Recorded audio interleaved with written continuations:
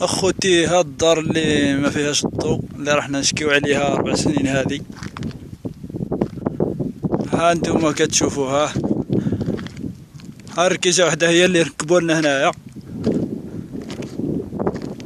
ركبوها هادي عام ومشاو ما يدوروا فينا كاع. كنمشيو عندهم كيكذبوا علينا.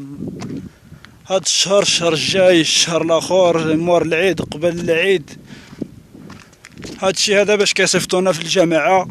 والتقنيين ديال الضو، المدير ديال الضو مشينا عنده كيقول لك حنا رحنا غادي نعطيوكم الضو ما نفوقاش.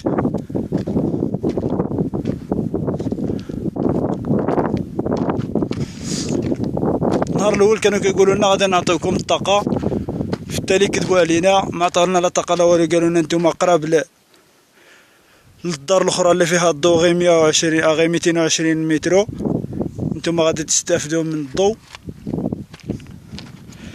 هانتوما غادي تشوفوا شحال باقي لنا حنايا ما بيننا وبين الجار ديالنا، 220 مترو.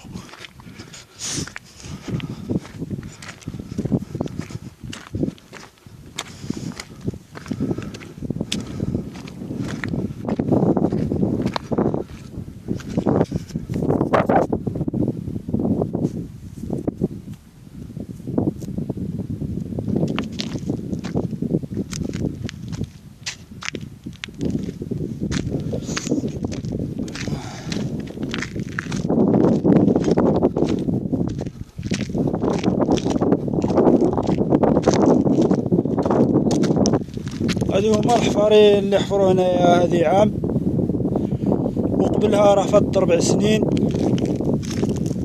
وهما كيكذبوا علينا هاد الناس هادو. حنا كنشربوا الماء السخون في هاد البلاد هادي. هاد الدولة كاملة حنا بغينا فيها غير الماء بارد والو.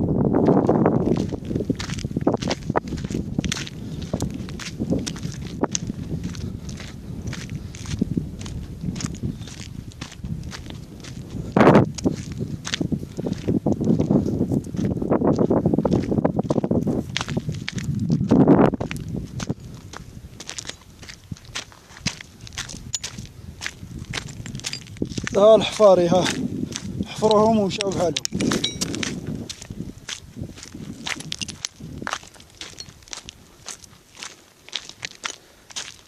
ها الدار، ها الدار اللي فيها الضو. هذه هي الدار اللي فيها الضو، وحنا بعاد عليها 220 مترو. ركبوا لنا 2 ركايز، وحده هادي وحده اللي حدا الدار ديالنا من لهيه. باقي 4 د الركايز ما بغاوش يركبوهم لنا، ما عرفناش شنو هو السبب.